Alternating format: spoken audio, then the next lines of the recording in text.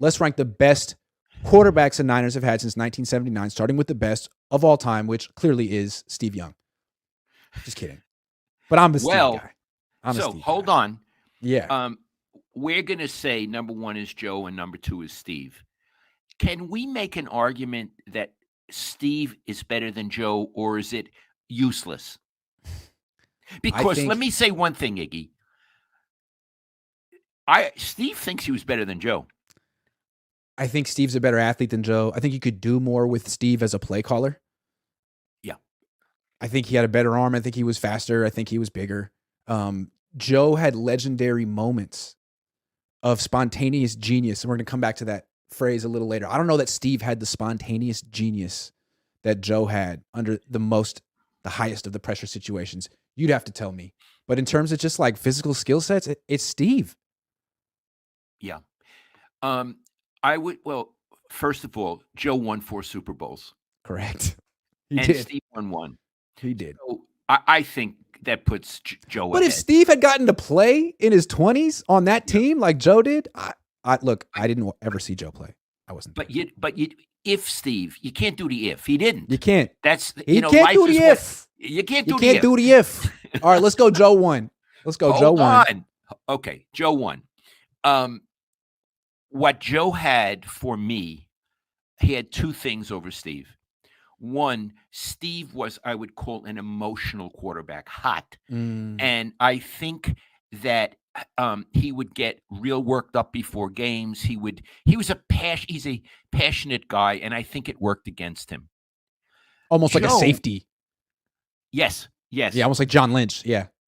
Joe is almost, you get the feeling when he walked onto the field, someone stripped emotion from his personality. That he went out bored, disconnected, and that worked his advantage. Yeah, and the other is, I think Joe for medium and short range passes was the most accurate I've ever seen. Perfect. Yeah. And I've mentioned this before on our broadcast. One time, Bill Walsh was watching tape of Joe because he was going to make some presentation. Joe was winning an award or something. And Bill called me and he said, Lowell, I haven't watched Joe in a long time. And I was sitting here today watching his tape. He said every pass was exactly where it had to be. And there was, what was in his voice was love. Love. Yeah. Okay, so let me be Steve Young's lawyer here, advocate, because someone has to argue on his behalf. Yeah, Joe was great. Joe was accurate. You know who had a higher completion percentage than Joe Montana? Steve. Yeah. Steve was great. Steve was very accurate. And one thing that's cool about Joe, I feel like, since he wasn't the most physically gifted quarterback, the legend, as time goes on, people think like, oh, he was little and he couldn't throw downfield at all. I went back and watched his 50 greatest plays of his career on YouTube. It's about 10 minutes. He was a good athlete. He didn't have a weak arm. I mean, he could really put the ball down the sideline to Jerry Rice if the defense dared him to. So I think he deserves a little credit for his athleticism too. Joe. Yeah. Joe. So I want to just point out, you were going to be Steve's advocate. Yeah, but then I went over to Joe. Sorry about it. Yeah. Sorry about it. Yeah. And sorry, Steve. I mean, the fact is, when I see Joe, we're polite to each other. Mm-hmm. We're polite. Although the last time I was with him in person, Peter McGowan was there. Poor Peter died. And I was chatting with Peter McGowan, and Joe came over with Jennifer. And he just started talking to Peter McGowan like I wasn't even there. And finally, and didn't introduce me to his wife. So I finally interrupted the conversation. I said, "Hi, Jennifer, I'm Lowell Cohn." And she sort of, "Oh, you're Lowell Cohn." And we shook hands. So I don't know if Joe doesn't know better, or if all these years later, he still doesn't want to know from me. Whereas when I see Steve, we give each other a hug. It's a warm guy. Steve's a warm guy. Yeah. Dad, Steve in his prime, Joe at his prime, which quarterback do you think Al Davis would have wanted? Oh, I know. In fact, it came to that. It was Steve. What happened was Bill was always playing with the idea of trading Joe. Mm-hmm. Bill never could pull the trigger for a long time. And it was Seifert who pulled the trigger. Right. And that's why Joe hates Seifert. But If you go back and look, Joe won the Super Bowl in '84. Then he had, I think, 3 first-round exits in the playoffs in a row after that. I mean, it wasn't going so well in the late '80s until, it did. But anyway, go ahead. So Bill called Al Davis. They had a very strange relationship. They knew each other very well. They sometimes socialized, but I don't think they really liked each other. Or I'll say, I don't think Bill liked them as much as Al liked him. I do believe that Bill coached for Al, like on the Raiders, a long time. So there was a relationship. Yes. But then he wouldn't pay him enough. Right. And so Bill left. And coached a semi-pro team. Correct. Right. So, okay. The Apaches? He sent the Apaches, San Jose Apaches. Okay. And later on, Al used to rub that in public. Yeah. The guy coached the minor league team. So he sent tape of Joe Montana to Al Davis. Yeah. Al looks at it and calls him back. He says, look, Bill, I don't want him. I don't want Joe Montana. My wide receivers will outrun his arm. That's what he said. Because what Al wanted was the bomb, the one big play, and really fast receivers. And Joe could not get it. According to Al, Joe could not get it down there fast enough. So Joe said, but I'll tell you what, I'll trade you for Steve Young. And Bill said, no way. No way. So that really, I know for a fact that really did happen. So what does that mean? If Bill was willing to trade Joe but not Steve, Steve was 3, 4, 5 years younger, but still, what does that mean? I know Iggy, it's intriguing. And you never got a straight answer out of Bill on that one, did you? No. No one ever did. I asked him one time who was, your best quarterback, and he said, all I say on that subject is Steve is the best athlete I ever had as a quarterback. That's how he kind of weaseled it, right? Yeah, but it sounds like he's partial to Joe. Al would have been partial to Steve. Okay, there's a debate there. Let's go to number 3. Unless you got something else you want to say about those two. What it says is you could say who's the greatest quarterback, but then you have to add, if you're sophisticated, for which team and which system. Correct. And I think the correct answer is that those 2 quarterbacks are 2 of the 10 best quarterbacks ever. Oh, God. 2. And Joe may be the best. Joe may be the best. Steve, there are so many quarterbacks I would take Steve Young over. Like Drew Brees, all-time great quarterback, give me Steve. Aaron Rodgers, all-time great quarterback, give me Steve. I agree. Yep. Oh, I agree. Even Peyton Manning, all-time great quarterback, I think I'll take Steve. Yeah. That's just me, though. That's just me. His numbers aren't there. He didn't play until he was 30, but he was just as accurate as any of those quarterbacks I just mentioned with mobility. Yeah. And he was a real winner. He was a real winner. Absolutely. Yeah. Okay. Number 3. Number 3. Hold on. I'm thinking as fast as I can. I'm going to have to say Jeff Garcia, number 3, in this time span. What would you say? Absolutely, Jeff Garcia. Jeff Garcia, for 3 years, 2000, 2001, 2002, was a top 10 quarterback for sure in the NFL, borderline top 5. He was up there with Peyton Manning, Brett Favre, Kurt Warner. He was in that class at that time. He was great. And he was like Bill Walsh's final gift to the organization. Which the organization almost didn't appreciate. No, they ran him out of town after one down season. Goodbye. And they still haven't replaced him. He's the last Pro Bowl quarterback they've had. And I want to tell you something else, Iggy, because I covered, obviously, when Garcia was a quarterback. That Terrell Owens hated him. Correct.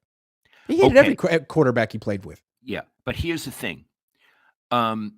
So after games, everybody demanded that Terrell Owens would come to the podium because they knew that he would crap on Garcia, and he did it week after week. They had that other quarterback, the rat, they call Rat something or other. Tim Rattay.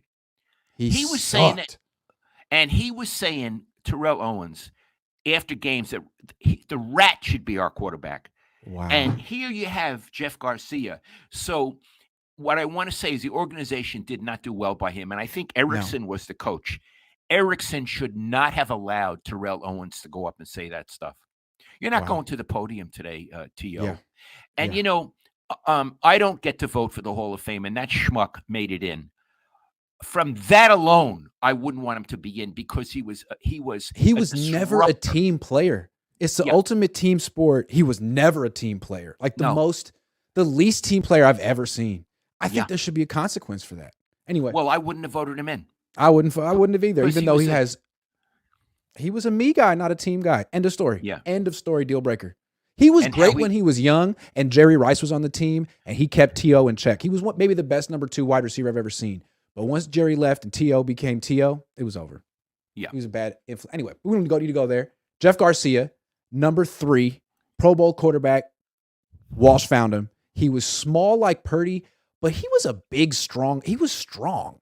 I remember him having muscles and being, I don't know, just more physically imposing than Purdy.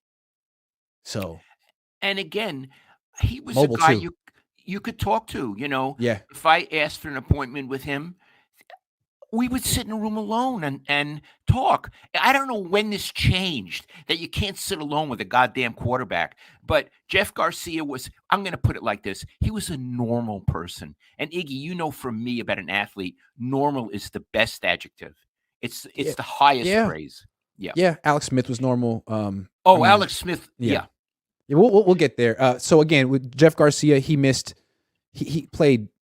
no games in those 3 seasons I was telling you about. 03, he missed 3 games and they ran him out of town. Like, not only was he playing at an excellent level, but he was on the field playing, running, being tough, not missing games. I mean, to me, he was a franchise quarterback. And people don't remember, it was a long time ago, but he was better than Donovan McNabb.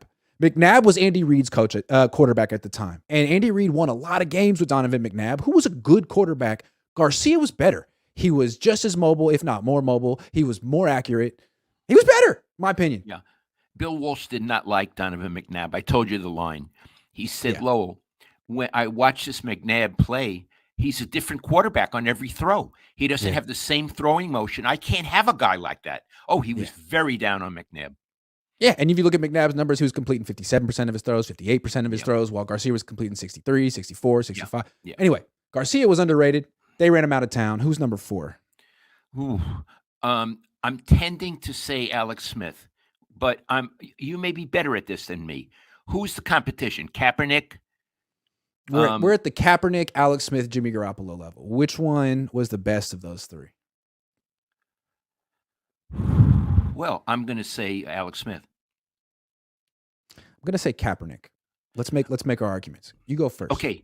Could you give us some stats? Yes. Alex Smith. Now, Alex Smith was on some bad teams, remember? So his numbers weren't great. He was on a lot of bad teams. With the Niners, he was 38 and 36. He completed 59% of his throws. He threw 81 touchdown passes and 63 picks. But when Harbaugh got there, those 2 years, he was 19 and 5 in those 2 years. He threw 30 touchdowns and 10 picks in 2 years. It's basically a season and a half. Remember, he got replaced. And he won that really impressive playoff game against the Saints and Drew Brees. He beat Drew Brees. And then he lost that heartbreaker the next week at home when Kyle Williams fumbled the twice. And then he never played again for the Niners in the playoffs.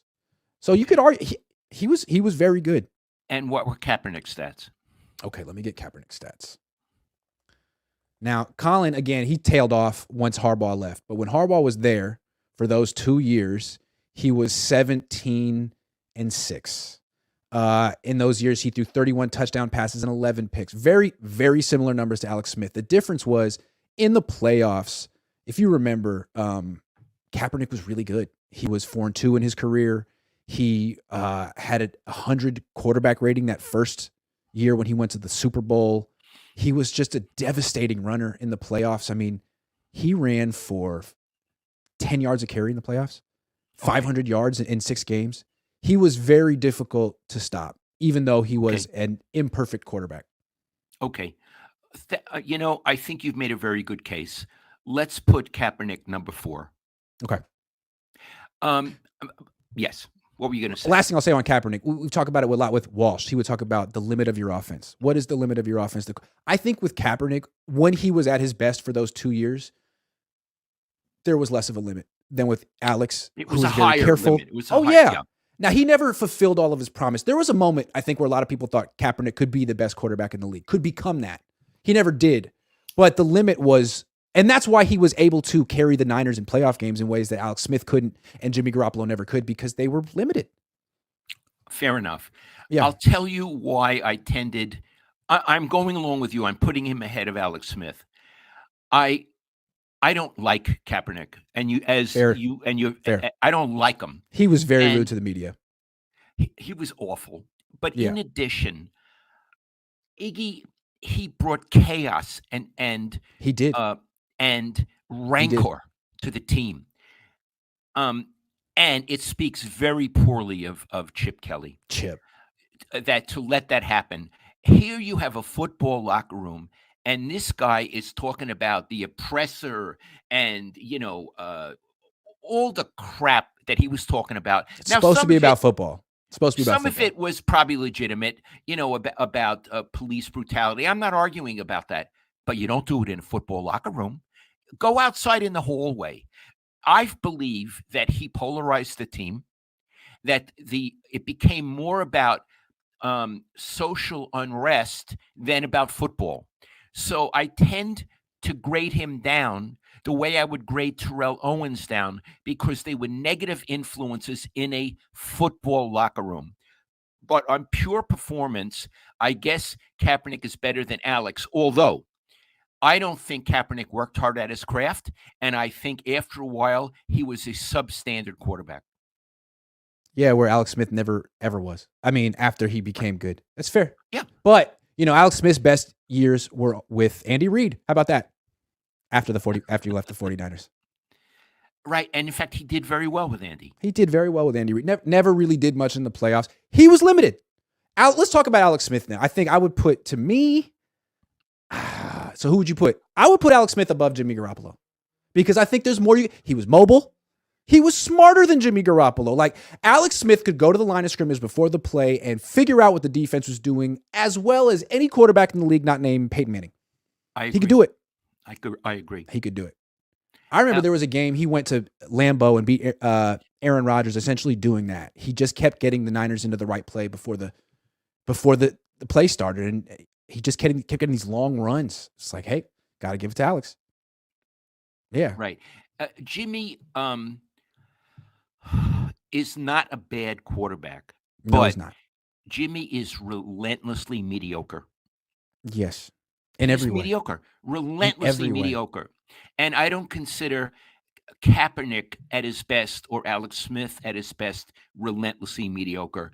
I always think Jimmy was relentlessly mediocre. Right. Like with Kaepernick and Smith, neither one of them turned the ball over very much. Jimmy had no conscience. Kaepernick and Smith were both mobile. Jimmy was a statue. Kaepernick and Smith both had kind of strong arms. Kaepernick especially. Jimmy didn't. So, right. I mean, and he would make those bad decisions too that you would be like, so yeah, I would have to say that Jimmy was on some really good teams. Jimmy did do some things really well. Alex was too careful. It was almost a fault. It was like, dude, you got to throw the ball. It was a fault. It was a fault. Like Jimmy Garoppolo, you'd never say he was too careful, right? Which is why he was actually, every time it was third and whatever, you had a chance with Jimmy Garoppolo, right? Yes. He wasn't just going to check it down and say, oh, sorry, like Alex Smith would, and did. I agree. Yeah. So Jimmy was a good quarterback. He's definitely in the pantheon of Niner quarterbacks. After him, you don't really, you got guys who didn't play very much, right? Who are we talking about? Name some Sean names. Hill, Troy Smith, Trey Lance, Brock Purdy, Blaine Gabbert, Tim Rattay. Forgettable, right? Forgettable. So there's basically 5 guys who matter since 1979. And Jimmy's one of them. Yes, absolutely. But now they got 3 guys in their quarterback room. Maybe all 3 of them will be in the pantheon one day, Dad.